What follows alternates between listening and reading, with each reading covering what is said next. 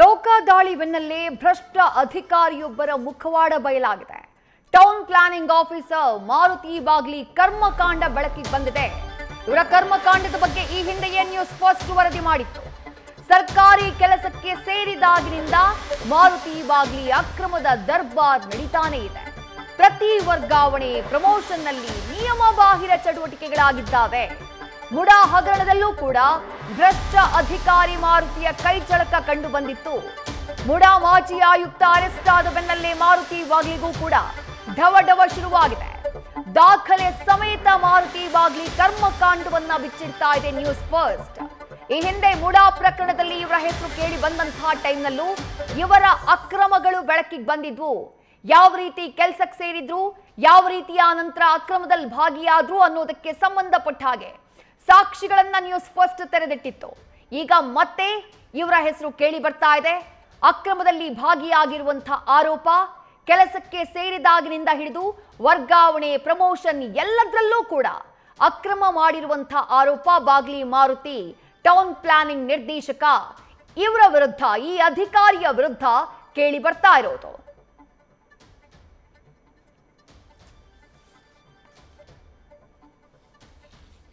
ಇತ್ತೀಚೆಗಷ್ಟೇ ಲೋಕಾಯುಕ್ತ ದಾಳಿಗೂ ಕೂಡ ಮಾರುತಿ ಬಾಗ್ಲಿ ಒಳಗಾಗಿದ್ರು. ಆ ಸಂದರ್ಭದಲ್ಲಿ ಅವರ ನಿವಾಸದಲ್ಲಿ ಸಿಕ್ಕಂಥ ಚಿನ್ನ, ಬೆಳ್ಳಿ ಹಾಗೆ ನಗದಿನ ಖಜಾನೆಯನ್ನ ಗಮನಿಸ್ತಾ ಇದ್ದೀರಿ.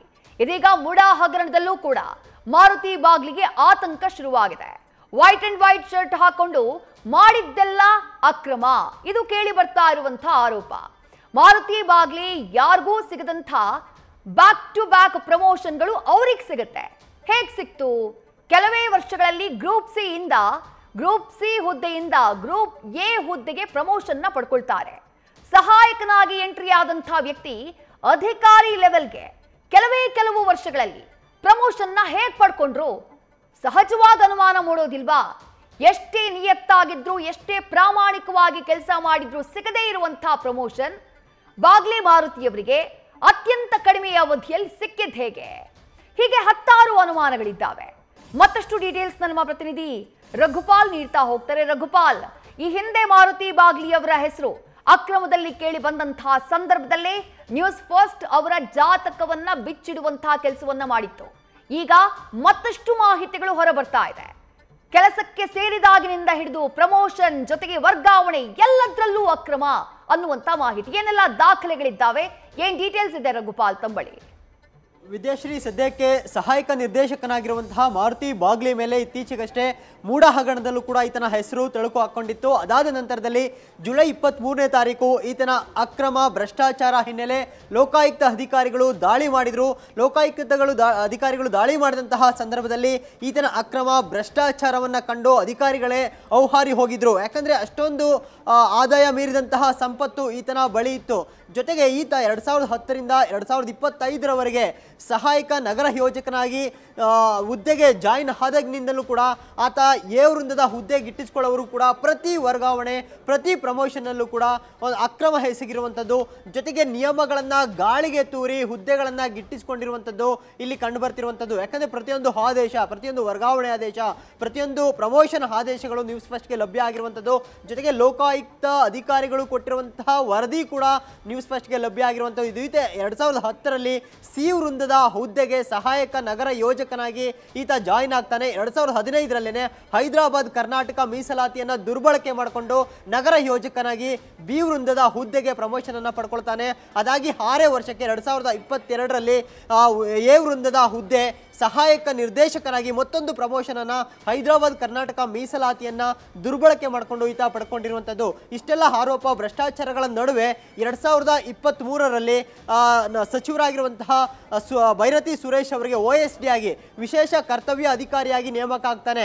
ಈತನ ಭ್ರಷ್ಟಾಚಾರ ಅಕ್ರಮಗಳು ಅಲ್ಲಿಯೂ ಕೂಡ ಸಾಕಷ್ಟು ನಡೆಯುತ್ತಿರುತ್ತೆ. ಇದೇ ಕಾರಣಕ್ಕೋಸ್ಕರವಾಗಿ 2025ರಲ್ಲಿ ಈತನನ್ನ ಅಲ್ಲಿಂದ ಬಿಡುಗಡೆ ಮಾಡಿ ಕೊಪ್ಪಳ ಜಿಲ್ಲೆಗೆ ವರ್ಗಾವಣೆ ಮಾಡ್ತಾರೆ. ಆದರೆ ಈತ ಕೊಪ್ಪಳ ಜಿಲ್ಲೆಗೆ ಒಂದೇ ಒಂದು ದಿನ ಕೂಡ ಹೋಗೋದಿಲ್ಲ. ಆ ಒಂದು ಆದೇಶವನ್ನ, ವರ್ಗಾವಣೆ ಆದೇಶವನ್ನು ಮಾರ್ಪಡಿಸಿಕೊಂಡು ಬೆಂಗಳೂರಿನಲ್ಲಿ ನೆಲೆಯೂರ್ತಾನೆ. ಈ ಮಾರುತಿ ಬಾಗ್ಲಿಗೆ ಬೆಂಗಳೂರಿನಲ್ಲಿರುವಂತಹ ಪ್ರಮುಖ ಇಲಾಖೆಗಳೇ ಬೇಕು. ಯಾಕಂದ್ರೆ ಮೀಸಲಾತಿಗೆ, ಜೊತೆಗೆ ಮುಂಬಡ್ತಿ ಪಡ್ಕೊಳ್ಳೋದಕ್ಕೆ, ಹೈದರಾಬಾದ್ ಕರ್ನಾಟಕ ಮೀಸಲಾತಿ ಬೇಕು. ಆದರೆ ಹೈದರಾಬಾದ್ ಕರ್ನಾಟಕ ವ್ಯಾಪ್ತಿಯಲ್ಲಿ ಬರುವಂತಹ ಜಿಲ್ಲೆಗಳಲ್ಲಿ ಒಂದು ದಿನ ಕೂಡ ಈತ ಕೆಲಸ ಮಾಡೋದು ಬೇಕಾಗಿಲ್ಲ. ಈತನಿಗೆ BBMP ಬೇಕು, BDAನೇ ಬೇಕು, ಅಥವಾ ವಿಧಾನಸೌಧ ಪಕ್ಕದಲ್ಲಿರುವಂತಹ ನಗರಾಭಿವೃದ್ಧಿ ಇಲಾಖೆ ಏನಿದೆ ಆ ಒಂದು MS ಬಿಲ್ಡಿಂಗೇ ಈತನಿಗೆ ಬೇಕಾಗಿದೆ. ಈ ಕಾರಣಕ್ಕೋಸ್ಕರವಾಗಿ ಪ್ರತಿ ವರ್ಗಾವಣೆ ಆದೇಶಗಳನ್ನು ಕೂಡ ಈತ ಮಾರ್ಪಡಿಸಿಕೊಂಡಿರುವಂಥದ್ದು. ಯಾಕಂದ್ರೆ 2020ರಲ್ಲಿ ಈತನನ್ನ ರಾಯಚೂರಿಗೆ ವರ್ಗಾವಣೆ ಮಾಡ್ತಾರೆ. ಆ ಸಂದರ್ಭದಲ್ಲೂ ಕೂಡ 2020ರ ಒಂದು ವರ್ಗಾವಣೆ ಆದೇಶವನ್ನು ಮಾರ್ಪಡಿಸಿ BBMPಯಲ್ಲಿ ಬಂದು ಜಾಯಿನ್ ಆಗ್ತಾರೆ. 2025ರಲ್ಲಿ ಆದಂತಹ ಒಂದು ವರ್ಗಾವಣೆ ಆದೇಶವನ್ನು ಕೂಡ ಮಾರ್ಪಡಿಸ್ತಾನೆ. ಇದೀಗ ಲೋಕಾಯುಕ್ತ ಅಧಿಕಾರಿಗಳು ಕೊಟ್ಟಿರುವಂತಹ ಶಿಫಾರಸು ಅದನ್ನ ಪರಿಗಣಿಸಿ ಈಗ ಮತ್ತೊಂದು ವರ್ಗಾವಣೆಯನ್ನ ರಾಜ್ಯ ಸರ್ಕಾರ ಮಾಡಿರುವಂತದ್ದು. ಒಟ್ಟಾರೆಯಾಗಿ ಈತನ ವಿರುದ್ಧ ಒಂದು ವರ್ಗಾವಣೆಯಲ್ಲಿ ಜೊತೆಗೆ ಪ್ರಮೋಷನ್ ಮುಂಬಡ್ತಿ ಪಡೆದುಕೊಳ್ಳೋದ್ರಲ್ಲೂ ಕೂಡ ಸಾಕಷ್ಟು ಅಕ್ರಮ ಎಸಗಿರುವಂತದ್ದು ಕಂಡು ಬಂದಿದೆ. ಜೊತೆಗೆ ಕರ್ನಾಟಕ ನ್ಯಾಯ ಆಡಳಿತ ಮಂಡಳಿ ಕೂಡ ಈ ಒಂದು ಮುಂಬಡ್ತಿ ಪಡೆದಿರುವಂತದ್ದು ಅಕ್ರಮ, ಜೊತೆಗೆ ನಿಯಮ ಬಾಹಿರವಾಗಿದೆ ಅನ್ನೋ ಆದೇಶವನ್ನು ಕೂಡ ಮಾಡಿದೆ. ಈ ಆದೇಶದ ವಿರುದ್ಧ ಮಾರುತಿ ಬಾಗ್ಲಿ ಹೈಕೋರ್ಟ್ ಮೆಟ್ಟಿಲನ್ನು ಕೂಡ ಹೇರಿರುವಂತದ್ದು. ಇನ್ನು ಒಟ್ಟಾರೆಯಾಗಿ ಈತನ ವಿರುದ್ಧ ಪ್ರಮುಖವಾಗಿ ಗಂಭೀರ ಆರೋಪಗಳು ಏನೆಲ್ಲ ಕೇಳಿ ಬರ್ತಾ ಇದೆ ಅದನ್ನ ನೋಡೋದಾದ್ರೆ, ಈತ ಮಾರುತಿ ಬಾಗ್ಲಿ ಏನಿದ್ದಾನೆ ಹಿರಿಯ ಅಧಿಕಾರಿಗಳ ಜೊತೆ ಸೇರ್ಕೊಂಡು, ಅಂದ್ರೆ ಸಚಿವರ ಹೆಸರನ್ನು ದುರ್ಬಳಕೆ ಮಾಡಿಕೊಂಡು ಅಧಿಕಾರಿಗಳ ವರ್ಗಾವಣೆ ದಂಧೆನಲ್ಲೂ ಕೂಡ ಈತ ತೊಡಗಿದ್ದಾನೆ ಅನ್ನೋ ಒಂದು ಪ್ರಮುಖ ಆರೋಪ ಇದೆ. ಜೊತೆಗೆ ಭೂ ಬದಲಾವಣೆ ದಂಧೆಯಲ್ಲೂ ಕೂಡ ಈತನ ಹೆಸರು ತಳುಕು ಹಾಕೊಂಡಿರುವಂತದ್ದು. ಇದರ ಜೊತೆನಲ್ಲಿ ಇತ್ತೀಚೆಗಷ್ಟೇ ಮೂಡ ಸೈಟ್ ಹಗರಣಗಳೇನು ನಡೀತು, ಈತ OSD ಆಗಿದ್ದಂತಹ ಸಂದರ್ಭದಲ್ಲಿ ಕೂಡ ಈತ ಅದರಲ್ಲೂ ಕೂಡ ಅಕ್ರಮ ಎಸಗಿದ್ದಾನೆ ಅನ್ನೋ ಒಂದು ಆರೋಪ ಕೇಳಿಬರುತ್ತಿರುವಂತದ್ದು. ಇದರ ಜೊತೆನಲ್ಲಿ ಕರ್ನಾಟಕ ನಗರಾಭಿವೃದ್ಧಿ ಇಲಾಖೆ ಅಡಿ ಬರುವಂತಹ ಕಾಂಟ್ರಾಕ್ಟರ್ಸ್ ಏನಿರುತ್ತೆ, ಕಾಂಟ್ರಾಕ್ಟರ್ಗಳಿಂದ ಹಫ್ತಾ ವಸೂಲಿ ಮಾಡ್ತಾನೆ ಅನ್ನೋ ಒಂದು ಗಂಭೀರ ಆರೋಪ ಕೂಡ ಈತನ ವಿರುದ್ಧ ಕೇಳಿಬಂದಿದೆ.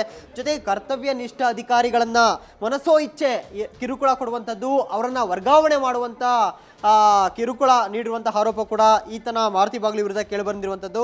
ಜೊತೆಗೆ ಅಲ್ಲಿ ನಿರ್ದೇಶಕರಾಗಿರುವಂತಹ ತಿಪ್ಪೇಸ್ವಾಮಿ ಜೊತೆ ಸೇರಿ ಅಧಿಕಾರಿಗಳಿಗೆ, ಕೆಳ ಹಂತದ ಸಿಬ್ಬಂದಿಗೆ ಕಿರುಕುಳ ಕೊಡ್ತಿರುವಂತಹ ಆರೋಪ ಈ ಮಾರುತಿ ಬಾಗ್ಲಿ ಮೇಲೆ ಇರುವಂಥದ್ದು.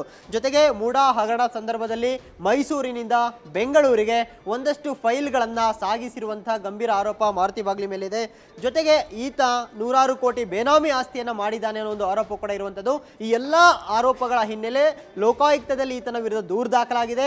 ಲೋಕಾಯುಕ್ತ ಪ್ರಾಥಮಿಕ ವರದಿಯಲ್ಲೂ ಕೂಡ ಈತ ಅಕ್ರಮ ಎಸಗಿರುವಂಥದ್ದು ಬಟಾಬೈಲಾಗಿರುವಂಥದ್ದು. ಯಾಕಂದ್ರೆ ಲೋಕಾಯುಕ್ತ ದಾಳಿ ವೇಳೆ ಸಂದರ್ಭದಲ್ಲಿ ಈಗಾಗಲೇ ಲೋಕಾಯುಕ್ತ ಅಧಿಕಾರಿಗಳು ಪ್ರಾಥಮಿಕ ವರದಿಯನ್ನ ಸರ್ಕಾರಕ್ಕೆ ಕೊಟ್ಟಿರುವಂಥದ್ದು. ಈ ಪ್ರಾಥಮಿಕ ವರದಿನಲ್ಲೇನೆ ಈತ ಆದಾಯಕ್ಕೆ ಮೀರಿದಂತಹ ಆಸ್ತಿ ಗಳಿಕೆ ಮಾಡಿದ್ದಾನೆ. 176% ಆಸ್ತಿ ಗಳಿಕೆ ಈತ ಮಾಡಿರುವಂಥದ್ದು. ಈಗ ಪ್ರಾಥಮಿಕ ವರದಿಯಲ್ಲಿ ಅಧಿಕಾರಿಗಳು ಹೇಳ್ತಿರೋ ಪ್ರಕಾರ 4,72,76,000 ರೂಪಾಯಿ ಈತ ಆದಾಯ ಮೀರಿದ ಆಸ್ತಿಯನ್ನು ಗಳಿಕೆ ಮಾಡಿದ್ದಾನೆ. ಈತನ ವಿರುದ್ಧ ನಾವು ಇನ್ನೂ ತನಿಖೆ ನಡೆಸಬೇಕಾಗಿದೆ. ಹಾಗಾಗಿ ತನಿಖೆಯಲ್ಲಿ ಯಾವುದೇ ಪ್ರಭಾವ ಬೀರಬಾರ್ದು, ಈತ ಯಾವುದೇ ಅಡ್ಡಿ ಆಗಬಾರ್ದು ಅನ್ನೋ ಕಾರಣಕ್ಕೋಸ್ಕರವಾಗಿ ಈತನನ್ನ ಎತ್ತಂಗಡಿ ಮಾಡಿ ಅನ್ನೋ ಒಂದು ಶಿಫಾರಸನ್ನು ಕೂಡ ಈಗ ಲೋಕಾಯುಕ್ತ ಅಧಿಕಾರಿಗಳು ಮಾಡಿರುವಂಥದ್ದು. ವಿದ್ಯಾಶ್ರೀ, ಥ್ಯಾಂಕ್ ಯು ರಘುಪಾಲ್ ತಮ್ಮೆಲ್ಲ ಡೀಟೇಲ್ಸ್ಗೆ. ನ್ಯೂಸ್ ಫಸ್ಟ್ ನಿರ್ಭೀತಿಯಿಂದ ನಿಮ್ಮ ಪರವಾಗಿ.